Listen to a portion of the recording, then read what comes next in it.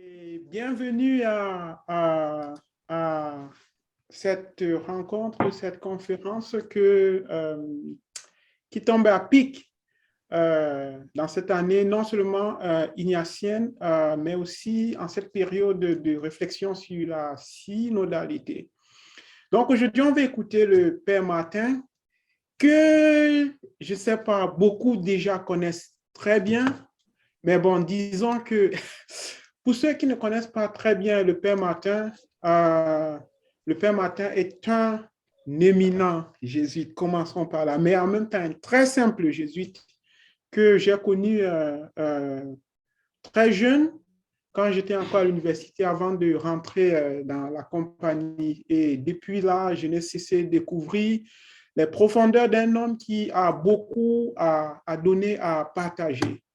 Et le Père Martin est non seulement un homme versé dans la science, un académicien, un scolaire, mais aussi un homme de profondeur et de prière.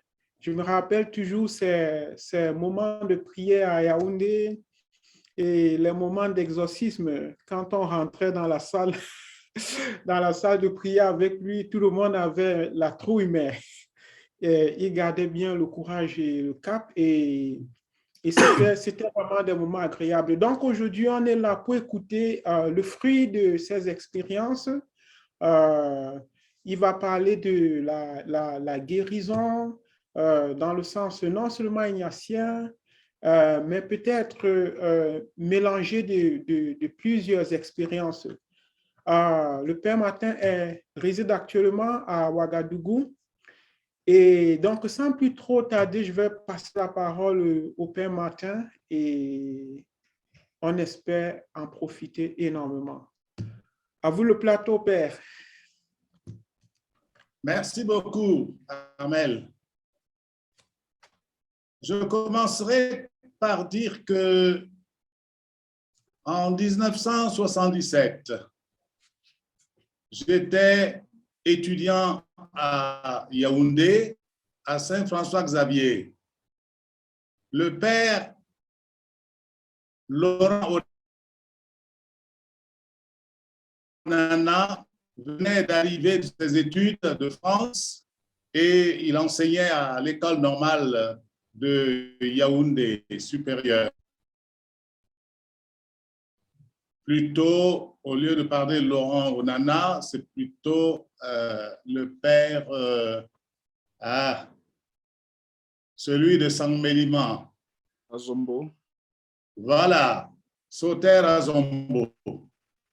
Soter Azombo faisait partie de notre communauté, qui était inspecteur de philo. Et un jour, nous étions assis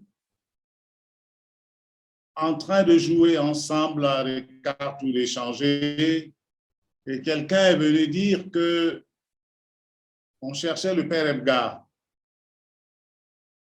Et le frère Azufak avait dit, le père Ebgar a voyagé, il n'est pas là. Et ça a été comme une occasion pour Soter Azombo de se mettre à fustiger le ministère de guérison que le père faisait. Il dit que cela ne fait pas partie de notre spiritualité, ce n'est pas notre charisme, il faut laisser ça à d'autres et nous, ce n'est pas ça qu'on nous appelle à faire. Alors, j'étais encore étudiant, là, ça m'a blessé. Et dès que je suis marqué de cette manière, je n'arrive plus à me retenir et j'ai immédiatement répondu à Soter Azombo. J'ai dit, Soter, j'ai dit, je ne suis pas d'accord avec toi. C'est comme si tu ne connaissais pas ta Bible. Comment est-ce que tu peux dire que le ministère des malades n'est pas le propre des jésuites ou plutôt n'est pas le charisme des jésuites? Et on s'est mis à se chamailler et je lui ai dit, je ne céderai pas. Il dit, va lire les textes de l'Évangile, va lire Marc chapitre 16, verset 16 et suivant.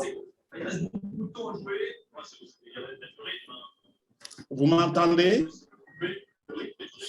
Vous m'entendez? Oui, Oui, nous Père. t'entendons. Père, continuez. Continuez, Père. Parce que là, il y a comme une interférence. Hein? Ah Voilà. oui, les techniciens vont s'occuper de ça. Continuez. D'accord. Alors, donc, c'est pour dire que le père Soter Azombo avait fait comprendre que la spiritualité ancienne, disons, n'avait rien à voir avec le ministère de la guérison. Et moi, je lui ai dit, non, Soter, là, tu te trompes. Et il dit, le ministère de la guérison fait bien partie du ministère de la spiritualité ancienne, parce que la spiritualité ancienne est très, très évangélique. Et ce qui est évangélique, vous ne pouvez pas écarter le ministère de la guérison de Jésus. Vous ne pouvez pas. Alors, on s'est chamaillé, et puis, donc, ce jour-là, je n'ai pas réussi à me retenir, et on s'est chamaillé comme ça. Toujours est-il que ce qui m'a été demandé aujourd'hui, c'est de voir dans quelle mesure la spiritualité ignatienne a quelque chose à voir ou à faire avec le ministère de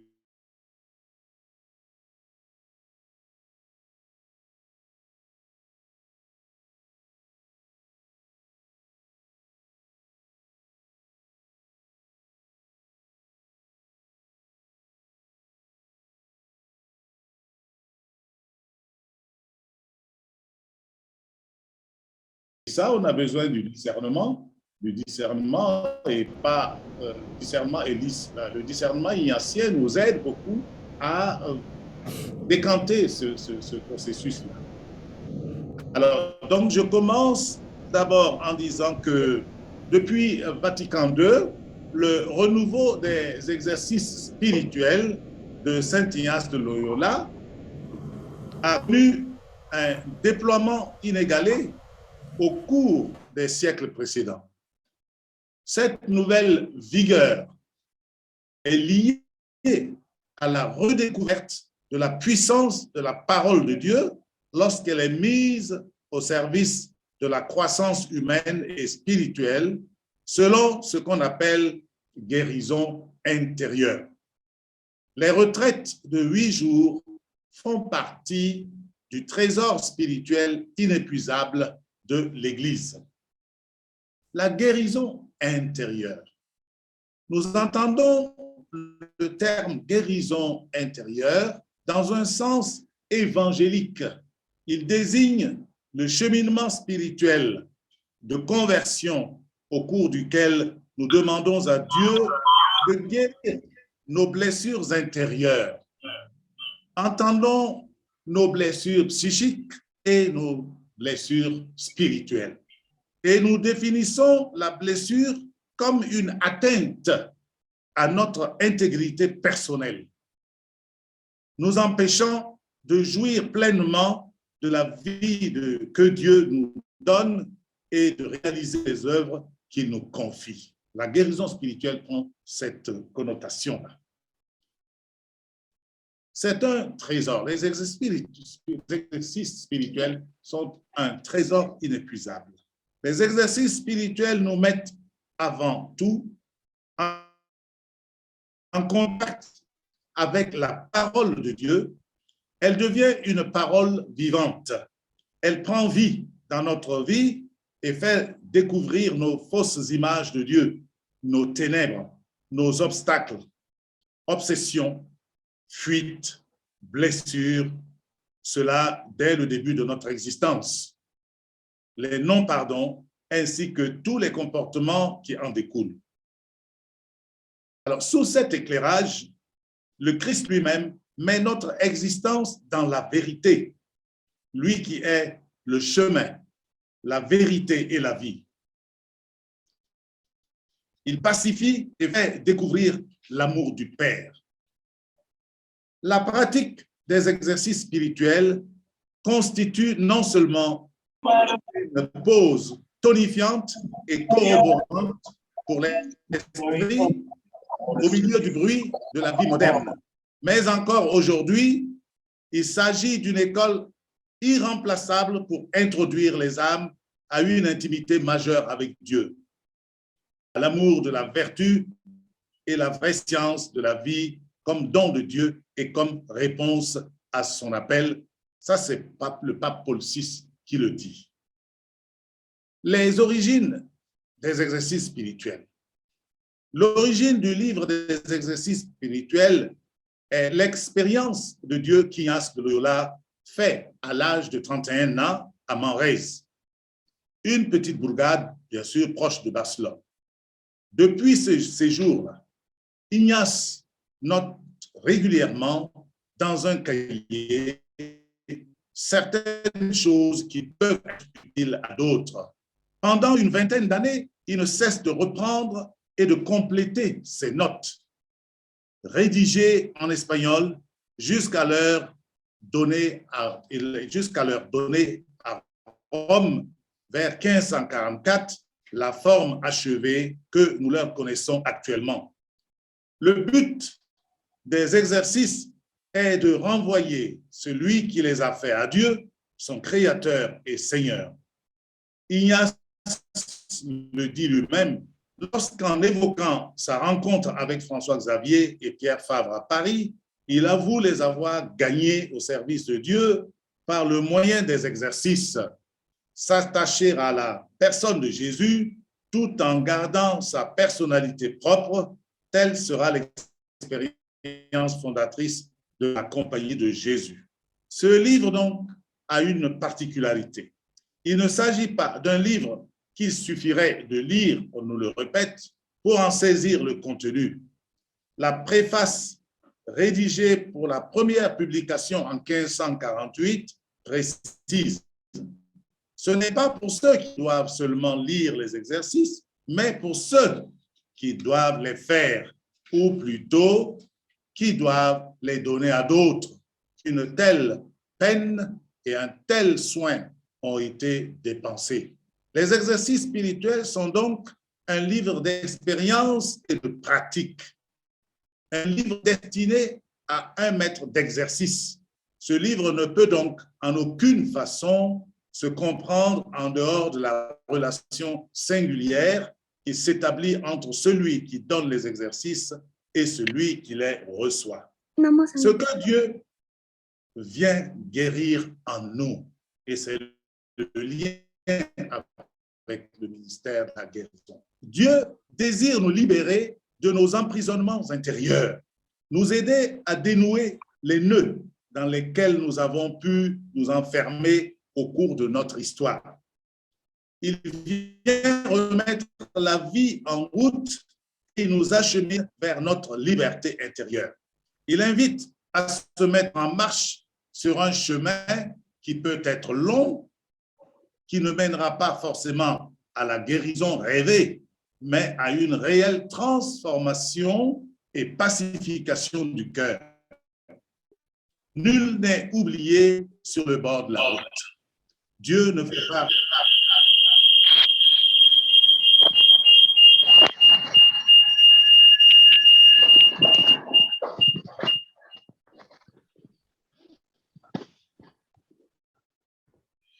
Le père a été muté, hein? Oui, votre micro est sur mute.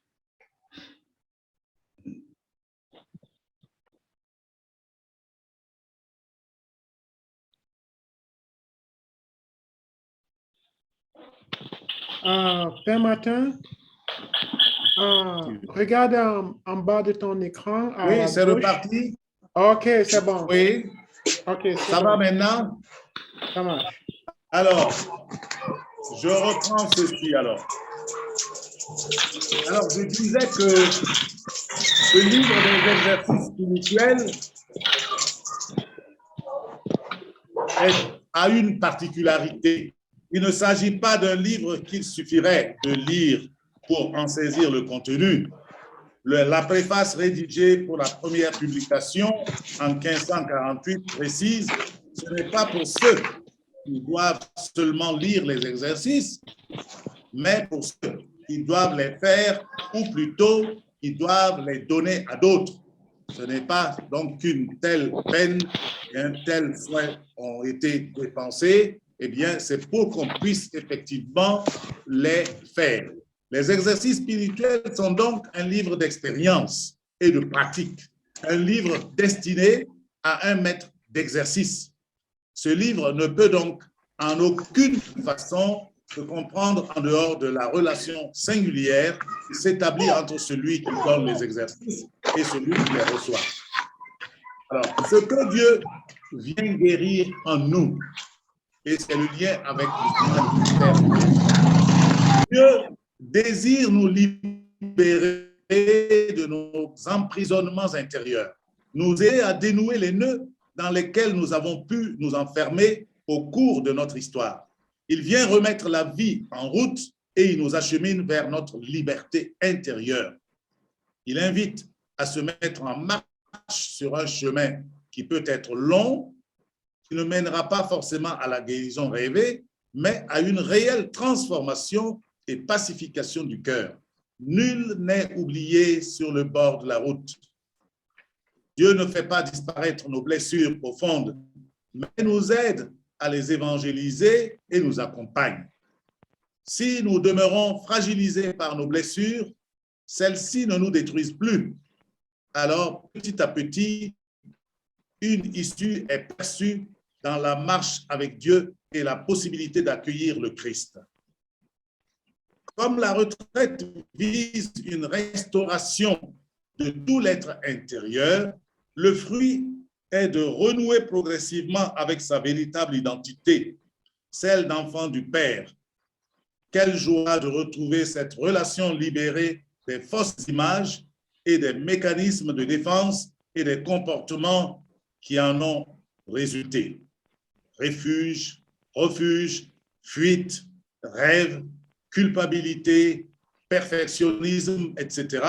Nous comprenons avec l'apôtre Paul ce que signifie cet élan qui nous fait élever les mains, bénir Dieu en tout temps et avoir la louange sans cesse à la bouche. La reconnaissance et l'action de grâce naissent naturellement, le vrai visage de miséricorde du Père apparaît et le cœur se familiarise avec le mystère d'amour.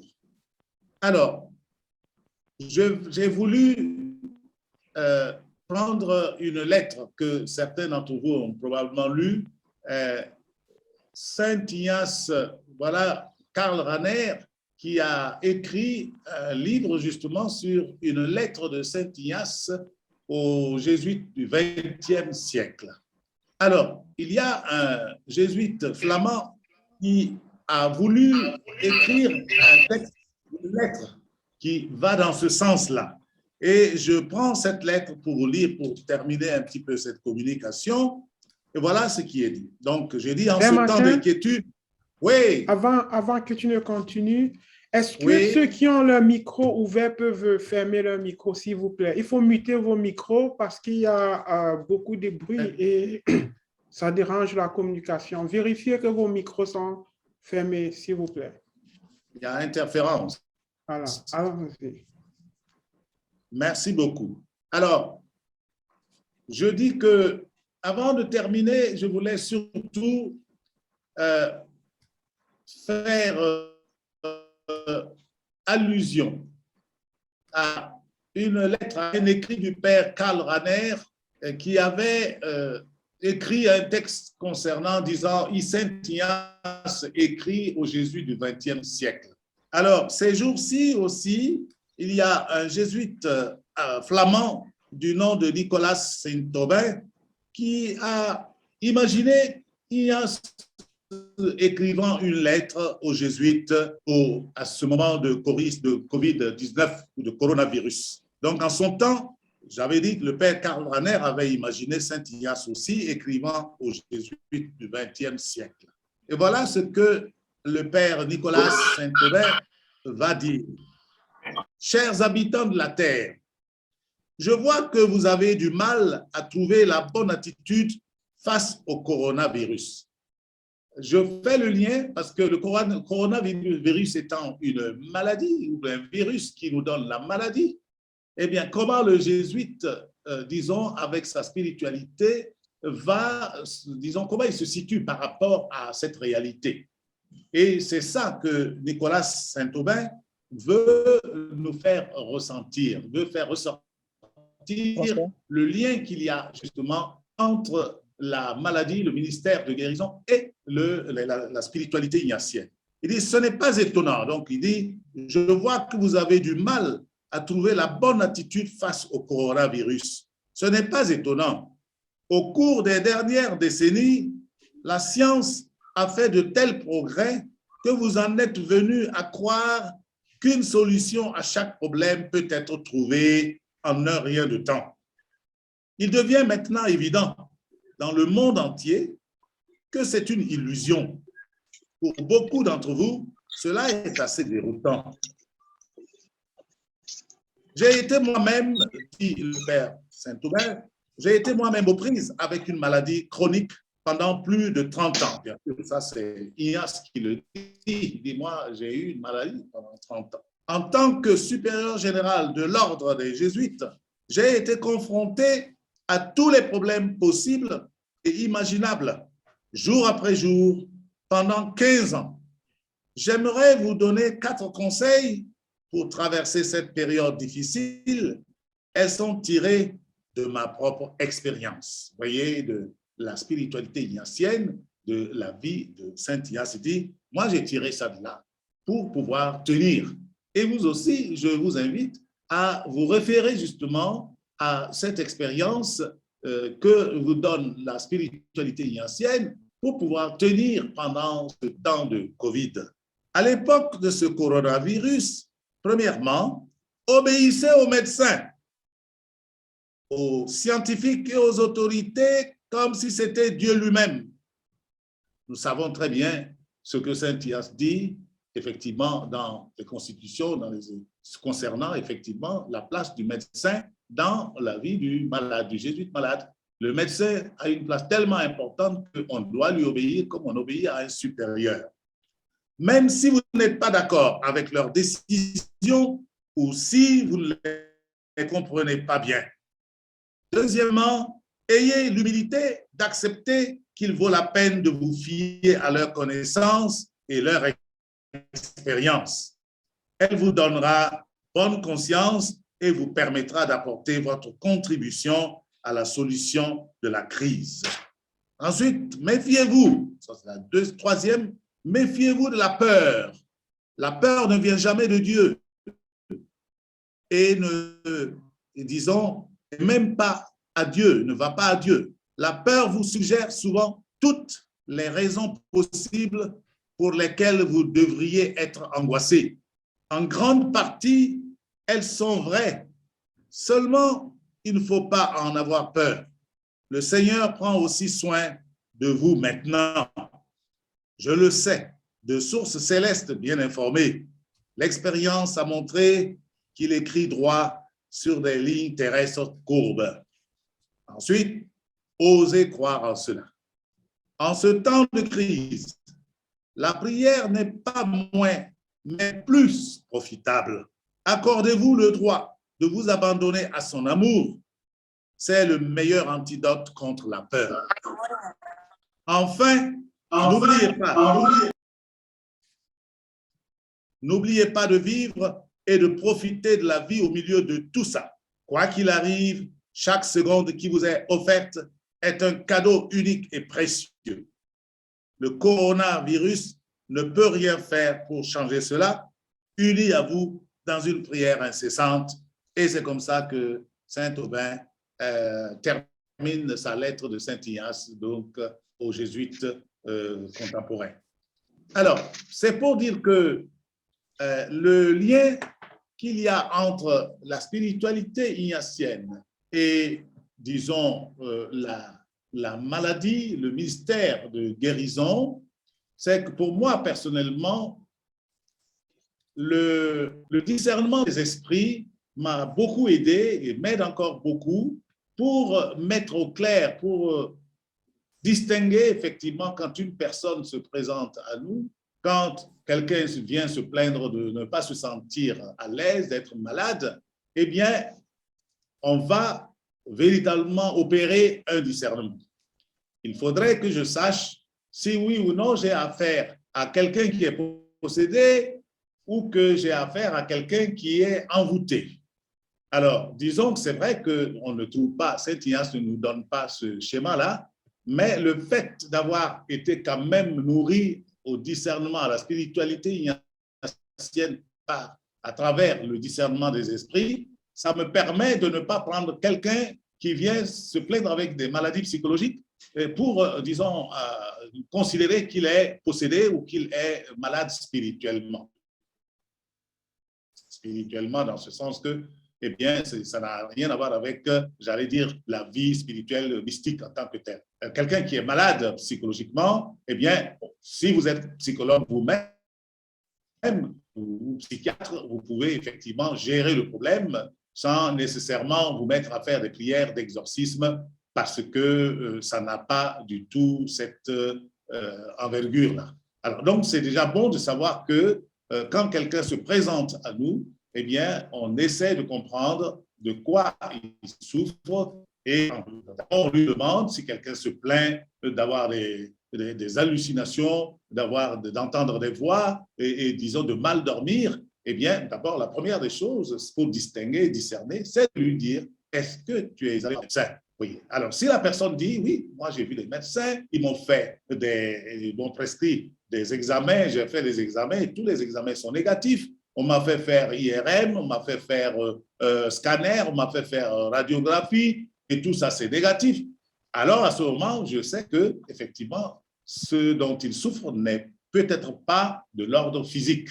Et alors, du coup, alors j'essaie de voir est-ce que c'est de l'ordre mystique, est-ce de l'ordre, j'allais dire, spirituel. Alors à ce moment, je vais voir est-ce qu'il s'agit d'un esprit qui habite le corps de la personne et je vais faire le test que l'Église nous propose, à savoir qu'un démon, un esprit mauvais qui est dans le corps d'une personne ne supportera pas qu'on s'approche de lui avec, disons, un objet sacré comme une croix ou qu'on se mette même à lire la Bible et tout de suite il a des réactions qui montrent qu'il y a quelque chose qui ne va pas. Vous aspergez, vous prenez de l'eau bénite, vous versez sur lui, eh bien il va vous faire de ces mouvements incroyables. Alors, à ce moment, on peut savoir si oui ou non, on a affaire à quelqu'un qui a un esprit mauvais en lui ou pas. Alors, si il se trouve qu'il n'y a rien de ce côté-là, alors on passe à l'autre phase, à savoir la phase d'envoûtement.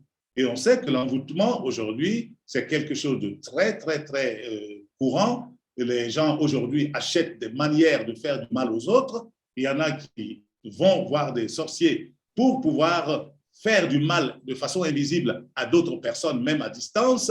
Et donc, on arrive effectivement à découvrir dans quelle mesure cette personne porte ce genre de mal en lui. Alors, une fois qu'on découvre effectivement par le test, alors à ce moment, si le test est positif, eh bien, il faut trouver maintenant la manière de libérer la personne de tous ces éléments maléfiques qui sont dans le corps de la personne.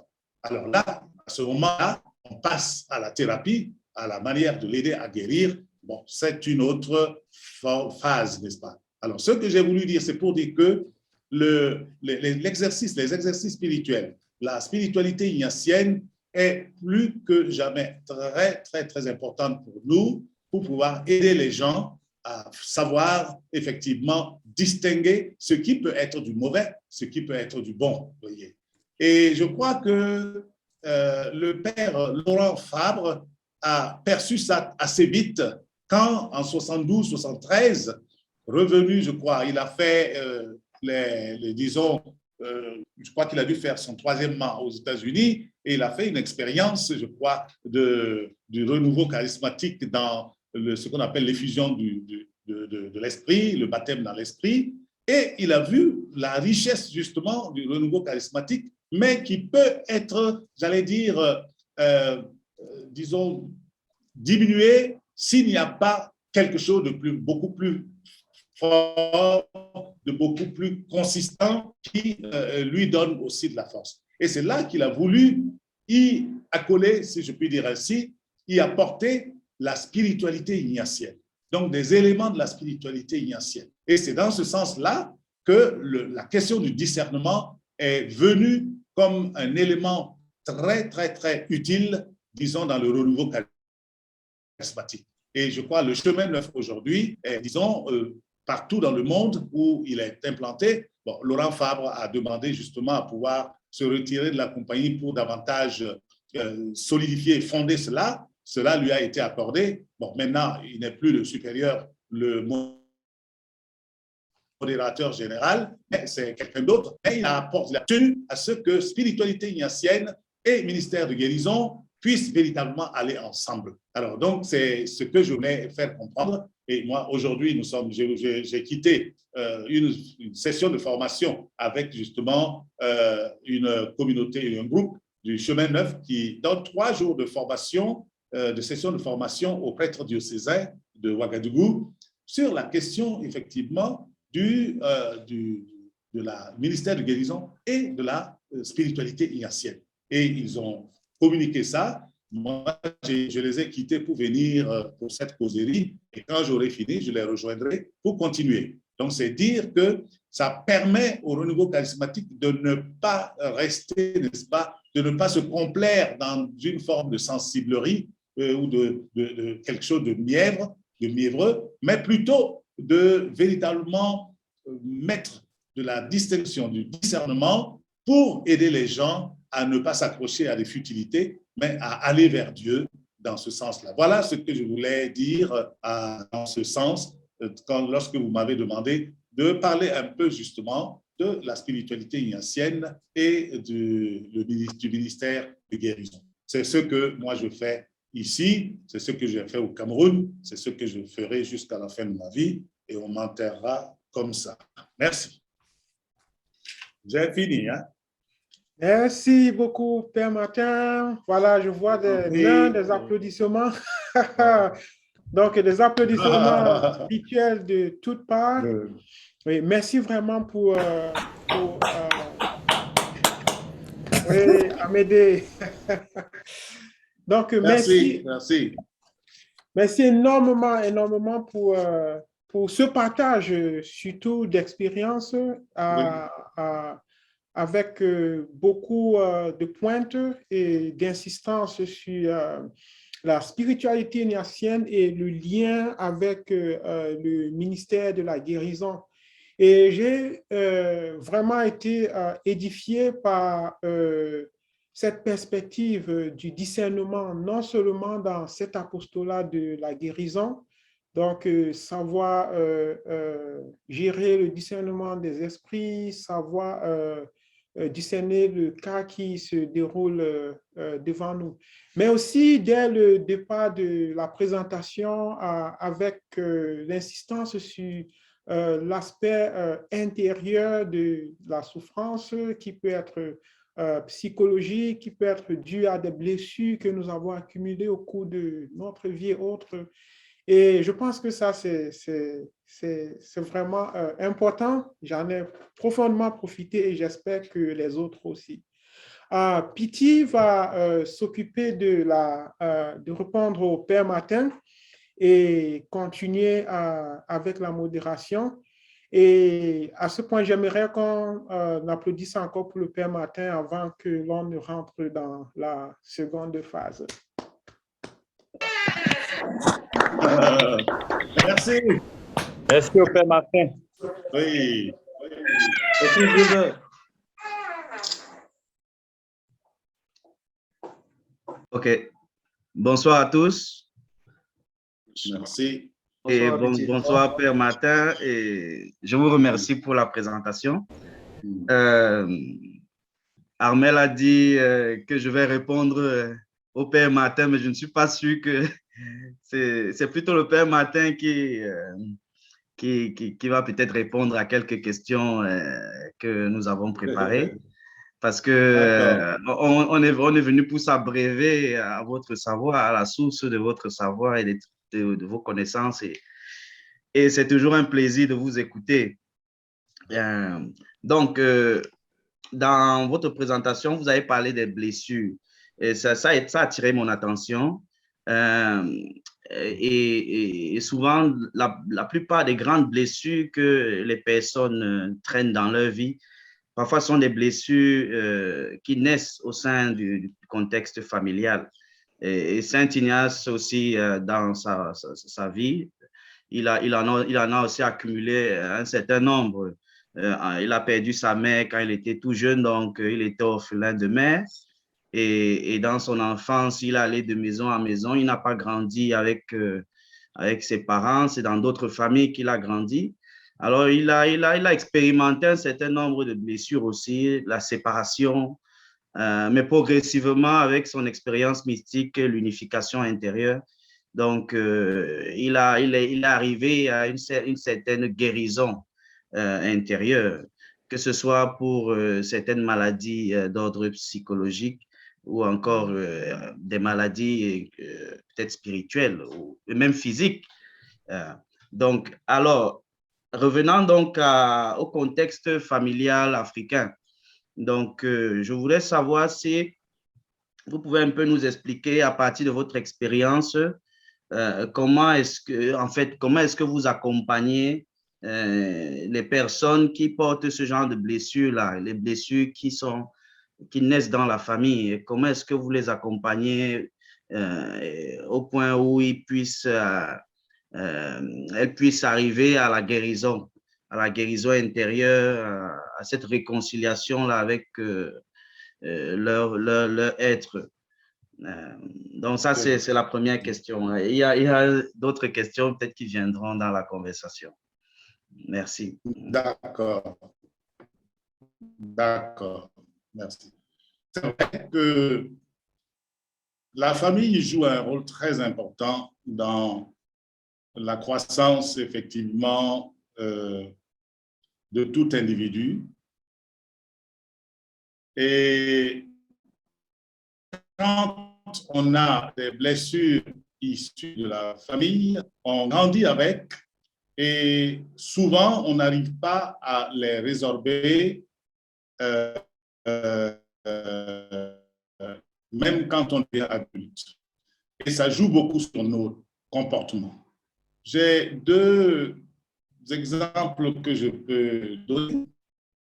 Le premier exemple, j'ai accompagné une demoiselle ou une jeune dame au Cameroun qui était venue pour se confesser, et elle me dit, moi, je n'ai rien à dire. Je suis venu pour me confesser, mais je n'ai rien à dire. Il dit, comment vous n'avez rien à dire?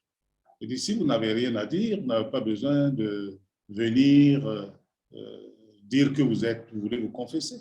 À la limite, ce que vous pouvez dire, c'est dire que c'est vrai. Je sais que tout homme, il n'y a pas un homme qui puisse passer un jour sans péché, même dans ma pensée, et que je sais que j'ai certainement des péchés, mais je ne les vois pas. Je viens demander pardon à Dieu. Et ça, si vous le dites, on peut effectivement vous donner une absolution en tenant compte de ce que vous dites. Mais si vous dites que non, pour vous, vous n'avez rien à dire, ce n'est pas la peine de venir. Et progressivement, en continuant dans l'accompagnement, cette jeune fille me fait comprendre que quand elle a commencé à voir clair, à l'âge de 4 ans, son père et sa mère se sont entendus pour l'envoyer chez le grand frère donc, du papa, donc chez son oncle, à l'âge de 4 ans. Et à un endroit, pratiquement à 400 km de Bafoussam.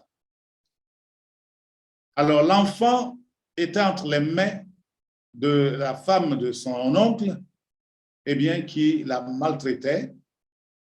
Cette femme avait d'autres enfants, mais c'est la pauvre qui faisait tous les travaux de la maison, au point même que la nuit, on envoyait la fillette, ou du moins l'enfant, qui n'avait même pas 11-12 ans, on l'envoyait chercher de l'eau dans le bas-fond, dans le marécage. La nuit, eh bien, la petite y allait, mais avec souffrance. Alors, donc, ça l'a marqué. Pratiquement, elle est restée là-bas plus de 15 ans avec son oncle. C'est finalement sa grand-mère maternelle qui un jour se lève et dit, mais décidément, ma petite, où est-ce que vous l'avez mise? Et on dit, oh, elle est avec son oncle là-bas de l'autre côté. Il dit, mais ce n'est pas possible. Vous l'avez fait partir comme ça depuis l'âge de 4 ans et vous ne vous cherchez même pas à la voir. Eh bien, la vieille est partie pour aller récupérer cette fillette-là. Eh bien, elle avait peut-être à ce moment-là, elle l'avait ramenée, l'a mise à l'école. La fille a fait l'école primaire, secondaire, le lycée. Elle a eu son bac et elle a eu sa licence et elle a commencé à travailler au ministère des Finances et de l'Économie. Un jour, la maman vient chez sa fille qui travaillait maintenant et lui dit, je suis ta maman. Et la fille dit, je ne connais pas d'autre maman que ma grand-mère. Toi, tu n'es pas ma mère. La maman insiste, dit, je suis ta mère. Et la fille de lui dire, je ne veux pas te voir, tu n'es pas ma mère. Parce que je ne comprends pas comment une mère peut abandonner son enfant depuis l'âge de 4 ans et ce n'est que maintenant que tu viens dire que je suis ton enfant.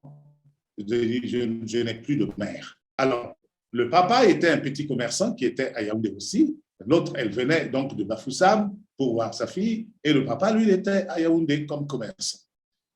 Et là aussi, la fille s'était brouillée complètement avec son père et sa mère, ne parlait plus.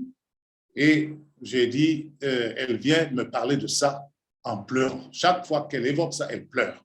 Elle pleure. Alors, elle me dit un jour, bon, moi, je vais quitter le travail au ministère et je vais devenir religieuse. Alors, je lui ai dit, pour devenir religieuse, tu ne peux pas y aller tant que tu gardes cette colère, que tu gardes cette rancune à l'égard de tes 2 parents-là. Je dis, ce n'est pas possible. Et alors, on a commencé une espèce donc d'accompagnement pour une guérison intérieure. Cela nous a pris 3 ans. 3 ans pour amener la fille petit à petit à accepter, à reconnaître qu'on peut agir ainsi. Et c'est ainsi qu'un jour, donc, elle a accepté de rencontrer ses parents chez elle. Donc, le papa et la maman se sont retrouvés chez elle et elle m'a demandé de venir être, j'allais dire, un témoin. Alors, je suis arrivé et j'ai lancé les discussions et la fille s'est mise, elle a pris 2 heures de temps. On a commencé à 21 heures et elle a mis 2 heures de temps, 3 heures de temps pour expliquer à son père et à sa mère la déchirure que leur attitude avait causée dans son cœur. Et ensuite, le papa a pris la parole pour s'excuser, la maman la même chose, et la fille tenait mordicus, elle dit, là, je ne vois pas comment je peux vous excuser, vous pardonner pour ça. Et ça a duré. On a terminé à 4 heures du matin, et c'est après, finalement, que la fille, la demoiselle, a accepté de pardonner à ses parents. Elle a pu les embrasser, et c'est comme ça que la guérison a pu commencer tout doucement, tout doucement. Eh bien, ça, c'est dire qu'on a effectivement des circonstances, des situations pareilles où un enfant peut être profondément blessé par l'attitude de ses parents ou l'attitude de ses frères et sœurs. Et donc, c'est pour dire que ça en est plein, ça en est plein. Alors, un enfant qui devient pratiquement le souffre-douleur dans la famille, chaque fois qu'il y a quelque chose de négatif, on accuse l'enfant. Quelque chose se casse, c'est toi qui as cassé. Quelque chose, disons, devient mauvais, c'est toi qui as fait. L'enfant a se plaindre en disant ce n'est pas moi, on dit c'est toi. On sait que c'est toujours toi. Et naturellement, l'enfant, eh bien, il emmagasine des blessures profondes de telle manière qu'après, pour guérir, c'est tout un problème. Alors, pour guérir cela, eh bien, il y a bien sûr des prières que l'on va, disons, mener, mais l'essentiel, c'est surtout de faire comprendre aux parents, quand ils sont encore vivants, qu'ils ont quelque chose à faire, qu'ils ont véritablement ils sont partie prenante de la guérison de leur enfant. Et il faudrait qu'à un moment donné, que les parents, lorsqu'ils vont se rendre compte de quoi se plaint leur enfant, que les parents aient le courage de demander pardon à l'enfant en disant « oui, nous nous sommes trompés, tu nous pardonnes ». Et alors, à ce moment, l'enfant va rentrer dans un processus de guérison et pour pouvoir ensuite communiquer avec ses parents. Alors, cette fille, elle s'est réconciliée avec son papa et sa maman au point que, eh bien, quand le papa est devait mourir, il a fait appeler sa fille, la fille était là, et la maman également, la fille était devenue plus proche de sa mère que tous les autres frères. Alors, donc, c'est pour dire que dans la famille, le problème commence dans la famille et il faut que les parents interviennent aussi. Si les parents ne sont pas vivants, alors il va falloir faire des prières de guérison et expliquer à la personne, à la fille ou à l'homme, au garçon, que c'est très important d'accepter de pardonner pour aboutir à un équilibre dans la vie. Si on refuse de pardon, on va traîner avec soi une blessure qui nous rend, j'allais dire, qui nous déséquilibre. Voilà un peu ce que je peux dire.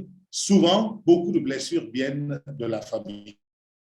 Ça peut venir aussi des camarades, des collègues. Allez, imaginez au petit séminaire ou bien au noviciat. Alors, pendant 2 ans, on ne fait que marginaliser un novice. Alors, si le novice n'est pas solide, à la longue, n'est-ce pas, il va penser, il va être blessé et du coup, alors, il faudra un temps fou pour pouvoir le guérir de ces blessures-là. Voilà un peu rapidement ce que je peux dire concernant le rôle, disons, dans la famille, comment un enfant peut être blessé, comment nous portons tous quelque chose de ce genre, et les parents, s'ils sont vivants, peuvent aider à la guérison. Et s'ils ne se mêlent pas, la guérison de l'enfant va être un peu compliquée, parce que l'enfant va dire, moi, mon problème, c'est mon père, c'est ma mère. Tant qu'ils n'accepteront pas qu'ils m'ont fait du mal, moi, je ne coopérerai plus avec eux et je sors de la maison. Voilà un petit peu ce que je peux dire concernant le problème psychologique dû à ce que la famille peut faire. Voilà. D'accord. Merci beaucoup, mon père. Il y a plusieurs personnes qui souhaiteraient poser des questions. Oui. Alors, je ne sais pas qu'est-ce que la formule la meilleure. Les accepter directement ou alors vous pouvez écrire dans le chat. Oui, je préfère répondre immédiatement. Immédiatement, directement. Oui, parce que là, comme vous voyez, je suis devenu vieux, je ne retiens plus beaucoup. Même si j'écris, je risque de confondre les affaires. Mieux vaut poser la question. Je vais essayer de ne pas être long. D'accord. Donc, vous pouvez, ceux qui sont intéressés, ceux qui souhaitent poser la question, vous pouvez juste lever la main et je vais vous passer la parole. Donc, on pourra prendre environ 2 ou 3 questions vu que le temps n'est pas facile. Donc, je vois Jovic, je vois je crois que Jovic est premier là, Alain. Oui, Jovic, d'accord. Donc, si Jovic peut déjà poser sa question, après le frère Roméo. D'accord. Bonsoir, mon père. Oui. Je parle depuis Nairobi. Je ne suis pas jésuite. Bonsoir. Je ne suis pas jésuite, je suis assomptionniste. D'accord. Voilà. En fait, ma question est très simple. On parle du discernement ignatien. Et mon problème, c'est le mot discernement. Je voudrais, étant un ignorant de la spiritualité jésuite, comprendre ce que veut dire discernement ignatien en quelques mots, pour enfin de pouvoir connecter facilement tout ce que vous avez partagé avec nous ce soir. Merci. D'accord. D'accord. Alors, le discernement, bon, le mot français est discerner, le verbe, ça veut dire distinguer, séparer, faire la part des choses, ne pas confondre tout, mais savoir effectivement dire que, disons, un grain de mil n'est pas un grain de haricot. Disons, un homme n'est pas une femme, vous voyez. Eh bien, c'est des éléments de distinction comme ça. Alors, Ignace, dans le discernement spirituel, disons, chez Ignace, le discernement des esprits, il fait comprendre que dans notre vie, eh bien, ou dans notre cœur, il y a des sentiments ou des mouvements, des motions qui se passent en nous. Tantôt, nous sommes très contents, enthousiastes, et nous sommes prêts à tout faire. Nous entendons avec tout le monde. Eh bien, je souris avec tout le monde, il n'y a rien qui me dérange, je veux travailler, je veux aider tous les autres, parce que je me lève tout enthousiaste, tout heureux. Alors, il y a des jours où ça ne va pas du tout.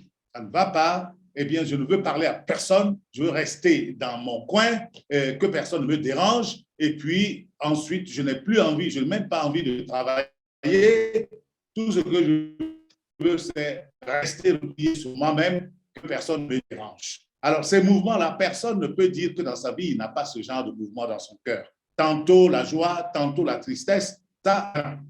Alors, le problème, c'est de savoir, lorsque, Ignace veut faire comprendre que lorsque je suis dans un sentiment, j'allais dire, de joie, d'allégresse,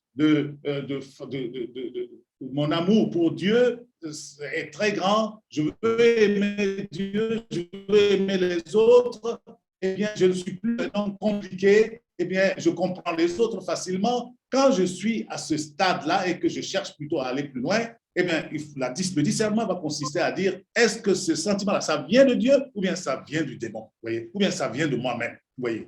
Alors, généralement, on dit, c'est rare que le démon puisse mettre de l'enthousiasme, disons, de la joie, j'allais dire, de la grâce de goût, aller plus loin, disons, avec Dieu, avec les autres. C'est rare que le démon nous donne ce genre de sentiment-là.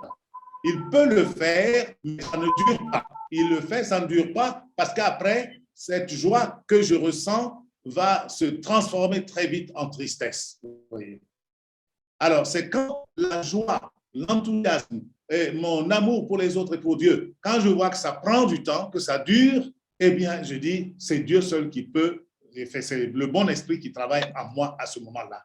Alors, par contre, lorsque je me retrouve tout le temps triste, et je ne sais pas pourquoi, suppose par exemple que toi, tu es assomptionniste ou passionniste, et tu dis, un jour, l'idée te vient de devenir jésuite. Alors, cette idée t'est venue, tu as un peu de joie, et subitement, quelques temps après, tu sens que tu es toujours triste lorsque tu penses que tu vas devenir jésuite. Et cette tristesse-là, ça traîne un jour, 2 jours, 1 semaine. Dès que tu penses que tu vas devenir jésuite, tu es triste, tu es malheureux. Alors, ce genre de sentiment, d'émotion, quand ça tire en longueur comme ça dans la tristesse, dans l'angoisse, cela veut dire qu'il faut savoir que ça ne relève pas du bon Dieu, du bon esprit. Ça, c'est effectivement le mauvais esprit qui joue en toi et qui est peut-être en train de te perturber pour te faire partir peut-être de ce que tu fais à l'heure actuelle. Donc, le discernement consiste tout simplement à savoir le sentiment qui m'habite maintenant. Est-ce que je suis mu, je suis poussé par le bon esprit au moment où je vous parle, ou bien je suis poussé par le mauvais esprit?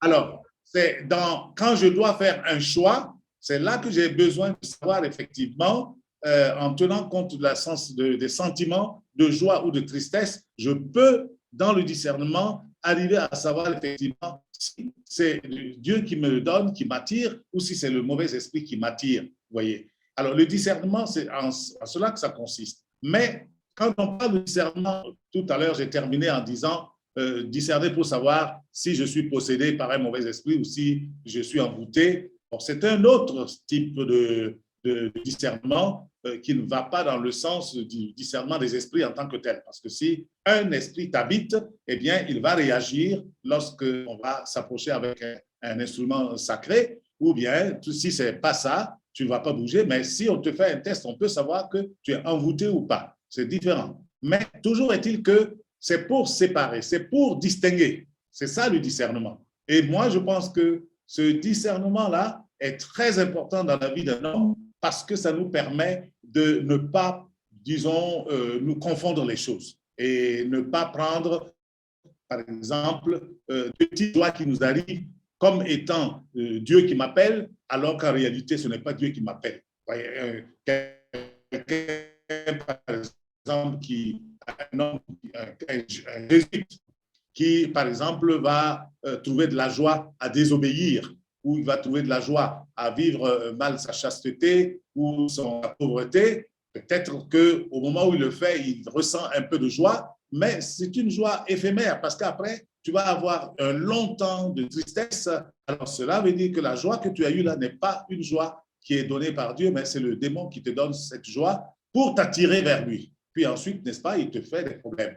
Alors, voilà un petit peu ce que le discernement des esprits, le discernement peut vouloir dire, c'est-à-dire savoir distinguer est-ce que ça vient de Dieu, est-ce que ça vient de moi ou est-ce que ça vient du malin, du démon. Voilà un petit peu. Est-ce que ça t'aide un peu? Très bien, mon père. Merci beaucoup. D'accord. On va passer la parole au frère Roméo. Après, Tongle suivra. Et ensuite, on verra comment prendre encore une autre série de questions en fonction du temps qui nous reste. Donc, Monsieur Mathieu, vous pouvez espérer. Ah, je vous ai vu. D'accord. Merci. Donc, monsieur, le frère Roméo. Bonsoir tout le monde. Bonsoir Martin, merci beaucoup. Oui, en fait, c'est toute la communauté qui vous suit. Hein. Bon, il y a quelques scolastiques qui sont absents, mais on est très content de vous suivre avec ceux qui sont là. Et donc, ce n'est pas moi qui va poser la question, mais c'est Père Hugues. Oui. Bonjour, Père Martin. Bonjour à tous les qui suivent la conférence. J'ai 4 questions, Père. Merci. La première, quelles sont les techniques… Hugues. Oui. Vu le temps qui nous reste, on va seulement prendre une question. Si tu peux. Parce que bon, comme il y a d'autres personnes aussi qui attendent, il ne nous reste pas aussi beaucoup de temps. Okay. On prend une question par personne. Merci. Oui. Père, une question alors. Y a-t-il une différence entre les cas de possession ou d'envoûtement causés par des pratiques occultes africaines et ceux causés par des cas de pratiques occultes, je dirais, étrangers? Par exemple, la mystique occidentale, la théosophie occidentale ou asiatique. Est-ce qu'il y a la différence au niveau de possession? Alors, disons que un esprit est un esprit, qu'il soit asiatique, africain, européen ou autre. Un esprit est un esprit. Là, on ne fait pas de distinction.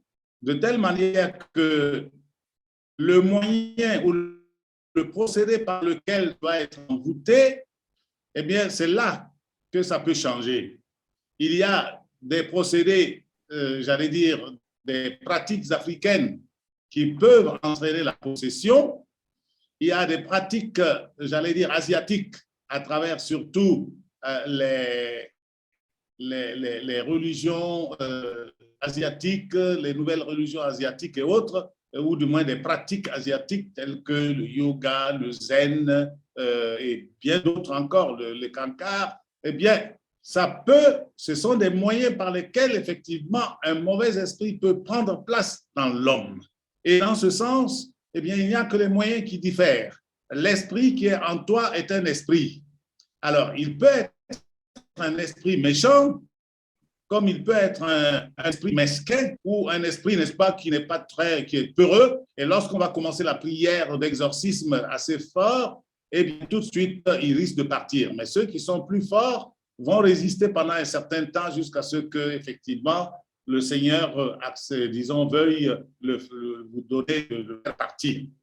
Donc, c'est pour dire que dans le domaine de la possession, il n'y a que les moyens qui diffèrent. Les moyens, disons, nous avons nos fétiches, nous avons, disons, nos sacrifices, nous faisons un certain nombre de choses, nous avons des liens avec des esprits. Puis, lorsque c'est mal posé, effectivement, nous pouvons recevoir un esprit en nous. Mais à partir d'une pratique africaine de ceci, de sorcellerie et autres. En Asie, c'est tout pareil. C'est-à-dire, vous voyez, par exemple, ce qu'on dit la méditation transcendantale. Avec le temps, si quelqu'un fait attention, la méditation transcendantale finit par te faire ouvrir ta conscience et laisser ta conscience telle que des esprits peuvent prendre position dans ton corps à travers ce que toi tu as voulu faire avec la méditation transcendantale, puisqu'on vous demande, n'est-ce pas, de vider tout l'esprit. C'est la même chose pour le yoga. Alors, donc, c'est pour dire que c'est plutôt par les moyens que ça se différencie, mais la réalité elle-même, eh bien, tu es possédé. Alors, ça peut être un petit esprit, ça peut être un moyen, ça peut être un grand. Cela n'empêche que tu es possédé et ça te dérange. Vous voyez. Alors, les envoûtements, c'est pratiquement le travail d'un sorcier, disons, sur le corps d'une personne. Alors là, maintenant, là aussi, ça dépend. Il y a quand même un dénominateur commun, c'est que lorsque vous voulez que quelqu'un souffre d'un mal que vous lui envoyez par l'intermédiaire d'un sorcier ou d'un féticheur, eh bien, vous allez aller voir le féticheur ou le sorcier et vous allez lui dire, telle personne me dérange, telle personne, je ne veux pas la sentir, eh bien, moi, je veux que tu fasses quelque chose contre elle.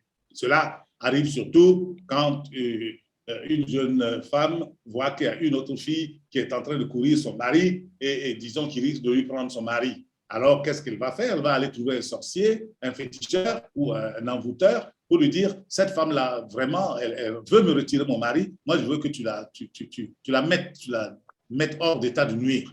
Alors, on va lui demander, tu veux que je fasse quoi? Qu'elle devienne folle? Ou bien tu veux simplement qu'elle soit toujours malade couchée? Ou bien tu veux que quoi? Qu'elle fasse un accident? Voilà. Alors maintenant, vous allez préciser. Et pour avoir ce que vous voulez, le sorcier ou le féticheur va vous demander de lui apporter quelque chose qui vous a touché, qui vous concerne. Alors, est-ce que vous avez sa photo?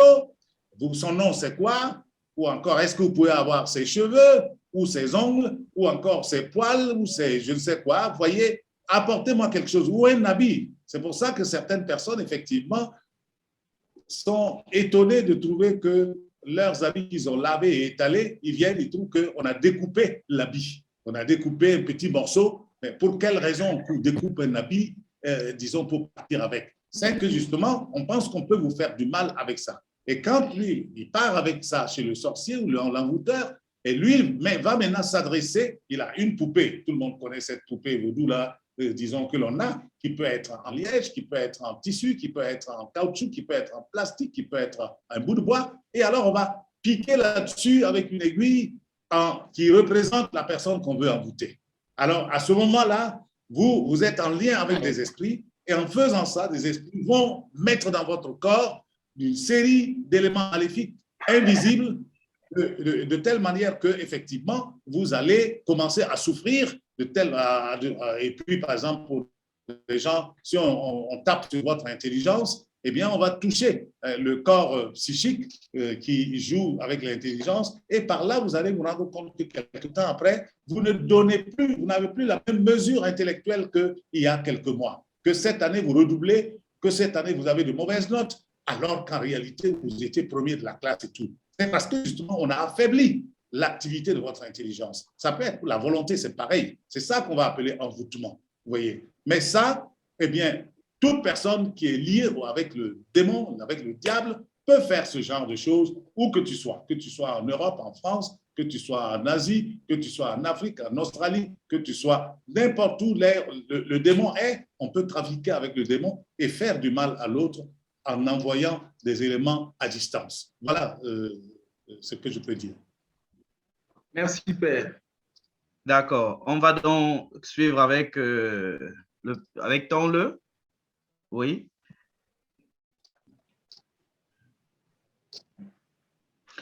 Tonle, ton micro est sur mute. Si tu peux activer. Ah oui, c'est ça. Okay, désolé.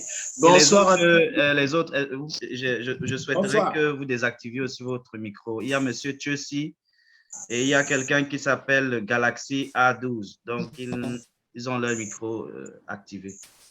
Merci.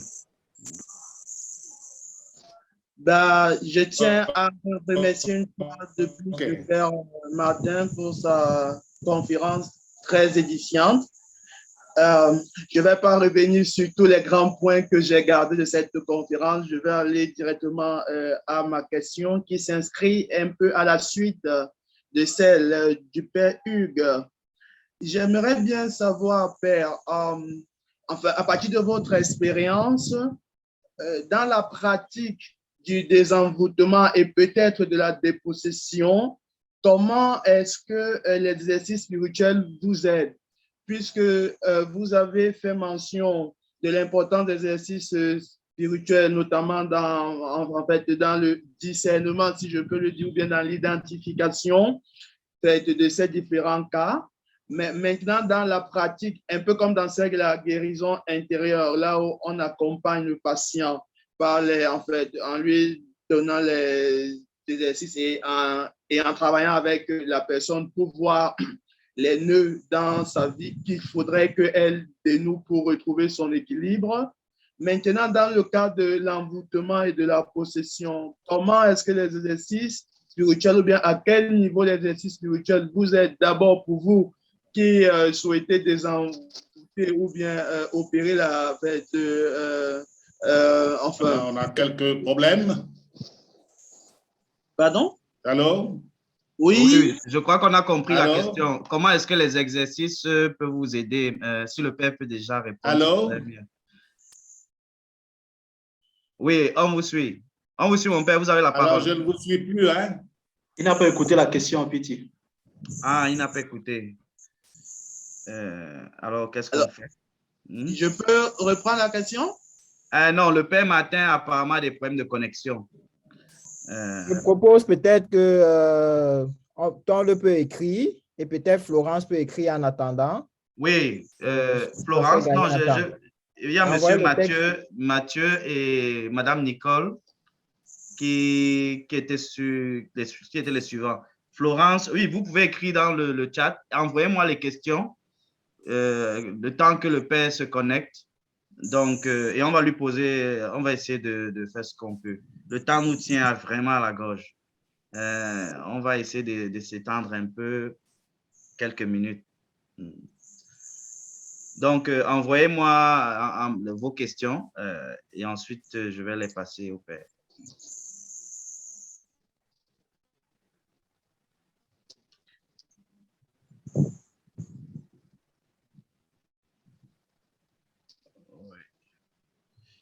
Donc,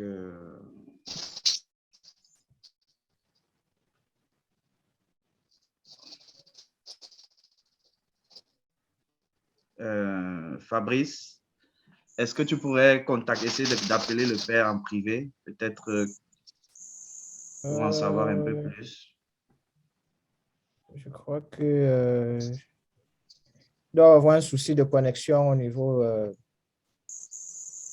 Mais bon, je crois qu'on peut connecter les questions si. D'accord, je crois que c'est mieux. Et puis bon, comment continuer sur YouTube? Je crois que le lien est sur YouTube, donc peut-être qu'on pourra apporter des éléments de réponse. Merci beaucoup. Hein? Je suis en train de suivre un cours. Quand je vais finir, je vais venir. Hein? Merci. Bon, ta question, c'était donc sur le lien entre les exercices spirituels et l'expérience du Père, comme dans l'exorcisme. Voilà. Oui, en fait, c'est-à-dire... Oui, non, on a compris la question. Je voulais résumer un peu les questions. On va prendre aussi la question de M. Mathieu. Père Piti, excusez-moi. Apparemment, le Père François Antoine de Paty et le Père Martin Biva, il va se connecter très bientôt. D'accord. Donc, on collecte les questions entre-temps, c'est bon. Monsieur Mathieu, vous pouvez poser la question. OK, merci pour la parole. Moi, je suis étudiant, je ne suis pas du monde religieux, je suis un laïc. Voilà, ma question, c'est par rapport à la guérison intérieure. Au cas où tu as eu des blessures avec une personne de la famille qui ne vit plus, dans quelle mesure voilà, on peut procéder à la guérison? Merci. D'accord.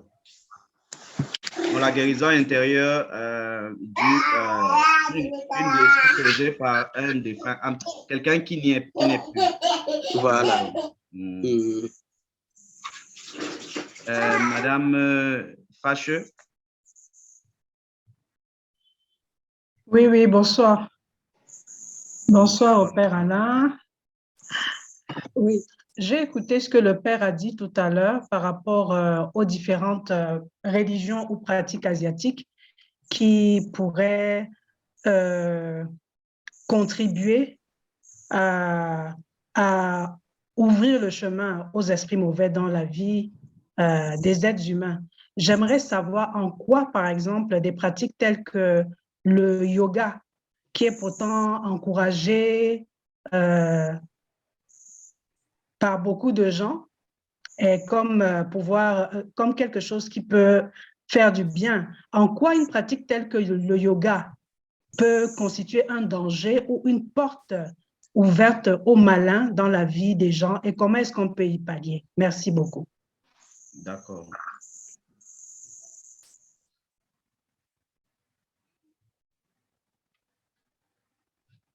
OK. Merci beaucoup. C'était bon? Ça vous le père Martin, vous êtes déjà là? Voilà, oui, bon. Je suis là, oui. D'accord, d'accord. OK, je vais vous lire donc les questions. On vient de collecter 3 questions. Je vais lire en général, en fait. Bon.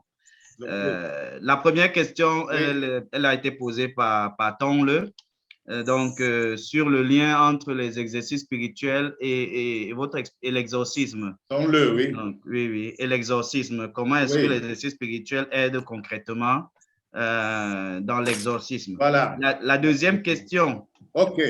Oui, la deuxième question. Je prends la première. Je prends la première d'abord. Oui. Oui, pour ne pas oublier. Oui. OK, allons-y. Voilà. Alors, je pense que la part des exercices spirituels, de la spiritualité ignatienne qui intervient dans le ministère de guérison, c'est, j'allais dire, l'appropriation que l'on se fait ou que l'on fait de la spiritualité ignatienne, des exercices spirituels. Si véritablement on s'est laissé imprégner par les exercices spirituels, c'est pour nous rapprocher davantage de Dieu. C'est pour faire de nous des amis de Dieu.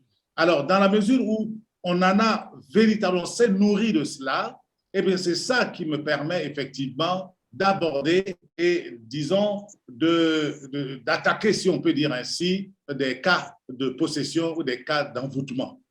Alors, quelqu'un qui, effectivement, n'a pas tiré profit des exercices spirituels, eh bien, il va avoir une spiritualité, j'allais dire, assez pauvre. Et si tu veux faire ce genre de ministère, eh bien, ce sera très difficile parce qu'il te faut un esprit de foi, de confiance en Dieu. Et il te faut, or, les exercices spirituels nous rapprochent de Dieu.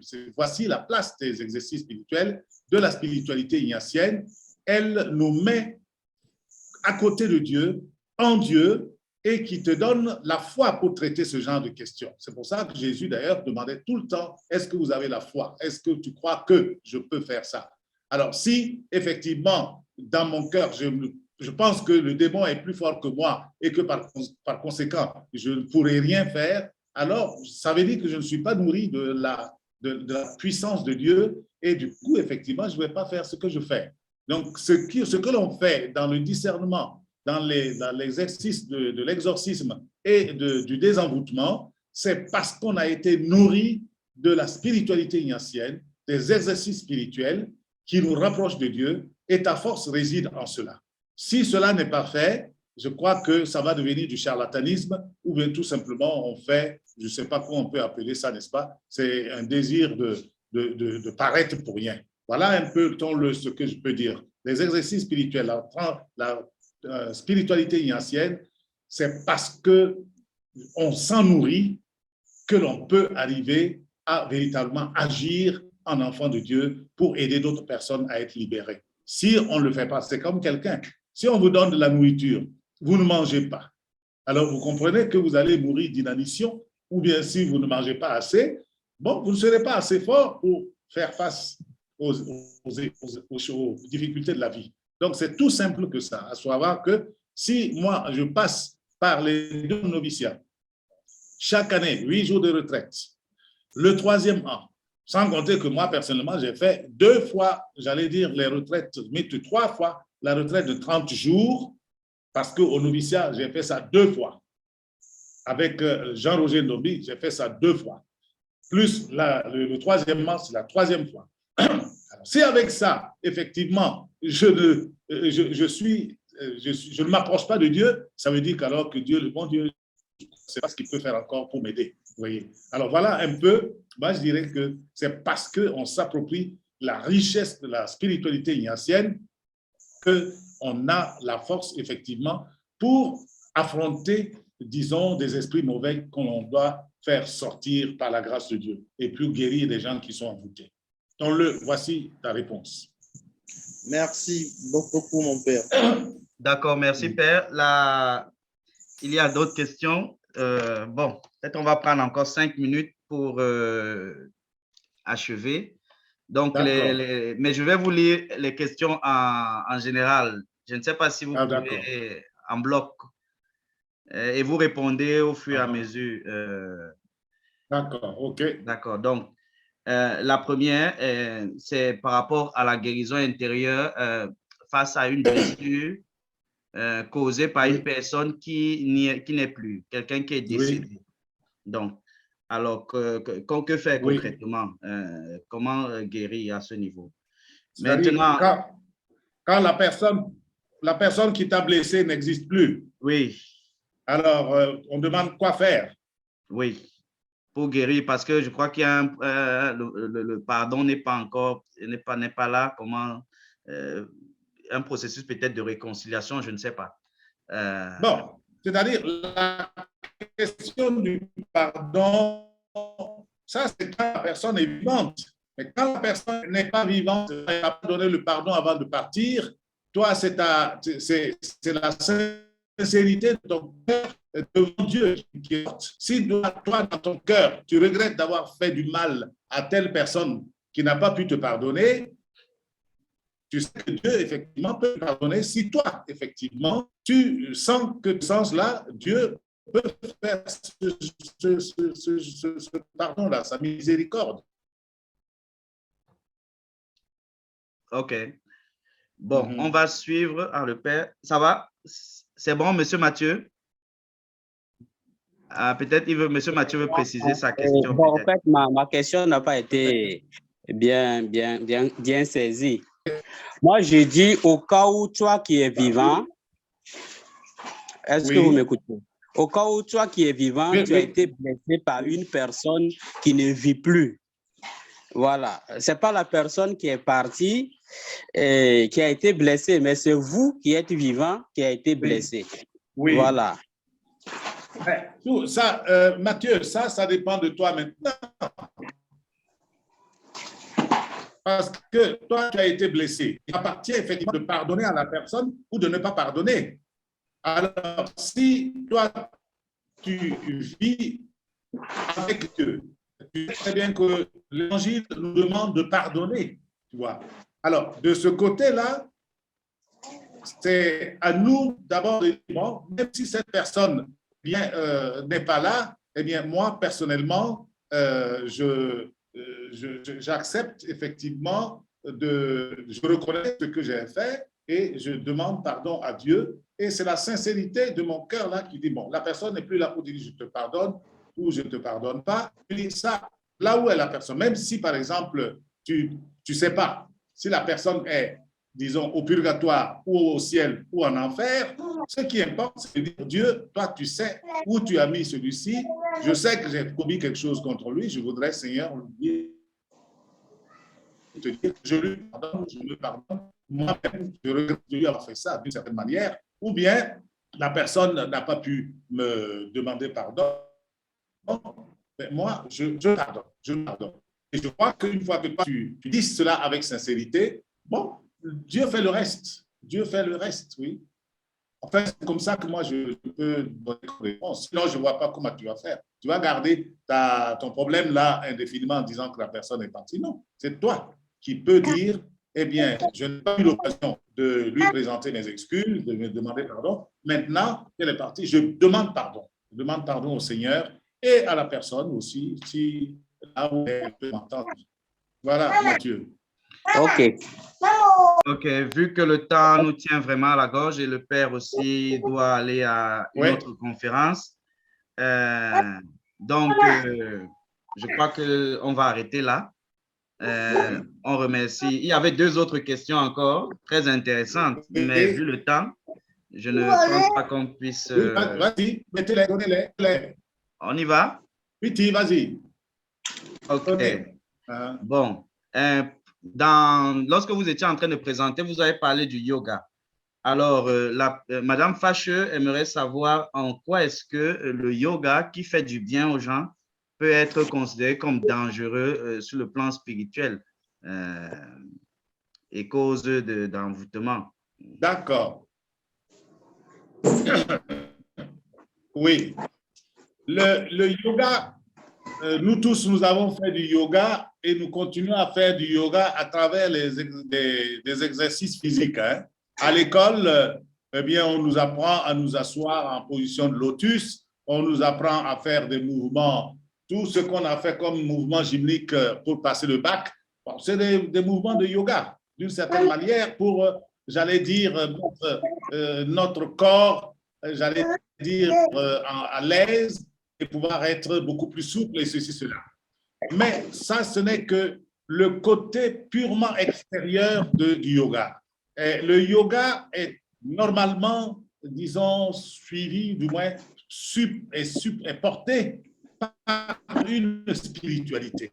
Une spiritualité qui doit vous amener, n'est-ce pas, à vider tout votre esprit de manière à pouvoir vous sentir en harmonie avec le cosmique ou le nirvana. Alors, c'est dans ce sens que ça devient dangereux. Alors, si vous vous contentez simplement de faire des mouvements gymniques, il n'y a pas de problème.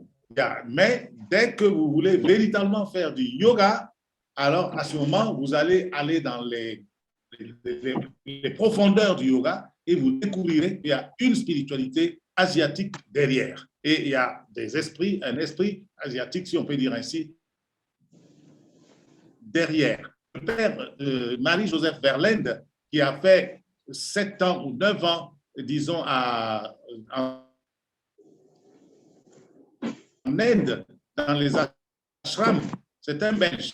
Eh bien, il est parti, disons, en Inde pour aller apprendre à faire la magie. Eh bien, il est parti, il a passé 7 ans, 8 ans, 9 ans, je crois, avec un gourou qui lui a appris à faire, il a fait le yoga, il a fait le zen, il a fait d'autres choses. Donc, il était devenu un grand maître.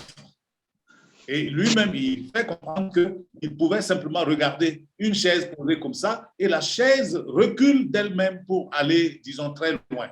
Il peut lire dans le cœur des gens. Donc, il avait atteint un degré tellement fort que son gourou, quand il a dit à son gourou que lui, il voulait rentrer en Belgique, le gourou lui a dit, mais ne sois pas idiot. Tu as appris plus que moi, tu es plus fort que moi. Mais tu peux te créer une école de yoga et tu vas devenir grand maître. Alors, il dit non, je vais rentrer. Alors, il est parti et un jour, il s'est baladé, disons, dans les églises en Belgique là-bas pour voir est-ce qu'il y en a qui sont plus forts que lui. Et il rentre dans une église où il y avait un groupe du renouveau charismatique, ils étaient en train de prier. Et c'est au moment où ils se sont mis à prier en langue, alors que le père, à ce moment-là, c'était un jeune homme, hein, il n'a pas pu tenir, il est tombé, il a été frappé, il est tombé comme frappé par la foudre.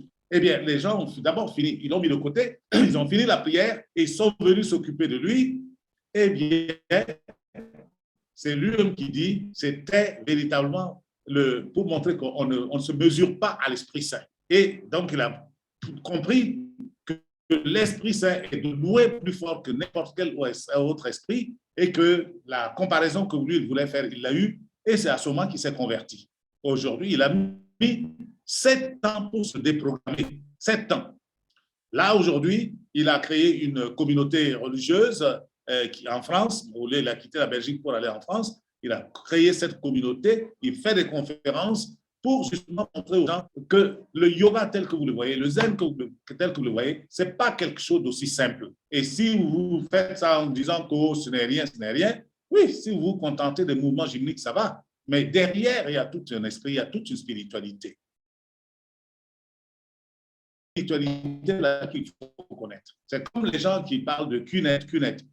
Au Cameroun, ils ne connaissent peut-être pas beaucoup ça, mais ici, ça fait ravage et ça continue à faire ravage à gauche et à droite jusqu'à ce qu'on se rende compte que c'est de l'escroquerie. Eh bien, ceux qui ont fait le Kunet là, on dit, eh bien, venez rentrer et on est en groupe et en un rien de temps, tu t'enrichis, tu peux devenir millionnaire en un rien de temps.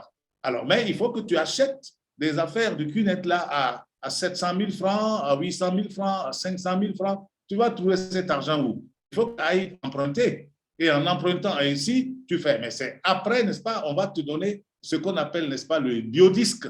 Le biodisque, on dit que c'est comme une espèce de cristal rond. Et là, on dit que c'est plein de magnétisme. Lorsque vous dormez avec ça, vous dormez bien. Lorsque vous mettez ça dans l'eau pour boire, ça vous fait bien dans tout le corps. Eh bien, beaucoup de gens se sont lancés dedans jusqu'à ce qu'on leur fasse comprendre, n'est-ce pas, qu'il y a toute une spiritualité derrière cette histoire-là. Voyez. Alors, donc, c'est pour dire que si vous voulez vraiment faire du yoga, il faut véritablement faire attention, car tôt ou tard, vous risquez effectivement de vous laisser piéger. Mais si vous restez à la surface, il n'y a pas de problème. Voilà. D'accord. La toute dernière question, et là vraiment c'est la dernière, et après on va annoncer la prochaine conférence. Je crois que c'est mieux que Madame Florence elle-même pose cette question parce que je ne suis pas sûr d'avoir saisi tous les contours. Florence?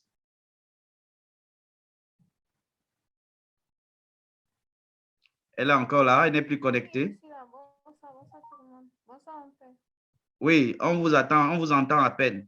Allô, vous m'entendez? Rapprochez-vous du micro, oui, oui. Allez-y. Okay. Bonsoir, mon père. En Bonsoir, fait, ma question était, j'aimerais savoir, dans le processus de guérison, comment connaître son identité en Christ? Après avoir subi des attaques spirituelles, dans le processus de guérison, comment connaître son identité en Christ? Vous m'entendez? Alors, oui, donc vous demandez dans le processus de guérison, comment connaître qu'on est en Christ? Son identité en Christ. Mon identité en Christ. Oui, comment connaître son identité en Christ? Pendant que je suis le processus de guérison? Oui. Bon, moi, je pense que tout dépend de la disposition de votre cœur. Vous voyez, parce que si vous suivez le processus de guérison avec foi, avec confiance, en disant le Christ est en train de me libérer, est en train de me guérir, mais ça montre que vous êtes vraiment avec le Christ. Mais si, pendant qu'on vous suit pour vous aider dans la guérison intérieure, au plus profond de vous-même, vous dites tout ça, ça ne sert à rien, tout ça, ça ne vaut rien, eh bien moi, je fais ça, mais je n'y crois pas. Alors, si vous réagissez de cette manière, c'est clair et net que vous êtes loin de Jésus. Mais si au contraire, vous dites, eh bien, le Christ a tout vaincu, il est en train de me guérir, Seigneur Jésus, je reste avec toi. Le simple fait de vivre cette manière, de parler de cette manière, c'est le signe que vous êtes encore avec le Christ. Vous avez une identité, j'allais dire, christique, authentique, vraie, parce que effectivement, vous n'êtes pas en train de jouer de la comédie. Celui qui vient pour recevoir une espèce une guérison intérieure et qui, au fond de lui-même, est en train de dire oh, tout ça, ça ne vaut rien. C'est comme, par exemple, je vais me dire à certains protestants qui disent que le vrai baptême, tant que tu n'as pas été immergé dans l'eau, tu n'es pas baptisé. Il leur dit, mais tout ça, c'est de la foutaise, parce que tu peux être immergé, on peut te plonger dans l'eau au point de te noyer dans l'eau. Là, tu dis, Jésus ce n'est pas mon sauveur, Jésus n'est pas mon Seigneur, Jésus n'est pas ceci. Vous allez revenir à la surface, vous n'êtes pas baptisé. Vous n'êtes pas baptisé. Alors que même si on te prend une goutte d'eau, disons quelques poignées d'eau, on verse sur ta tête et on dit, au nom du Père et du Fils et du Saint-Esprit, je te baptise. Si au fond de ton cœur, tu crois que tu deviens le disciple de Jésus, tu n'as pas besoin qu'on te plonge dans la mer en profondeur pour que tu dises que tu es baptisé. Voyez. Donc, tout dépend de la disposition de votre cœur. Vous savez que vous êtes avec le Christ, vous acceptez qu'on prie pour vous, qu'on vous aide à aboutir à la guérison intérieure. Et lorsque cela est fait, alors vous restez vraiment à côté avec Jésus. Voilà, un peu. D'accord. Merci beaucoup, mon père, pour votre présentation. Je crois que nous tous ici, on a beaucoup appris. Et donc, le sujet est tellement important et tellement grand que j'annonce ici la prochaine conférence qui aura lieu le 15 février. Donc, vous êtes priés de vous connecter de nouveau. À la même heure, on va vous envoyer le lien. Donc, mais cette fois-ci, l'axe sera à partir de la psychologie. Donc, on aura 2 jésuites psychologues, le père Jean Messing et le père Christian Habitant. Donc, qui vont nous aborder, nous parler de la guérison, la guérison intérieure sur le plan de la psychologie.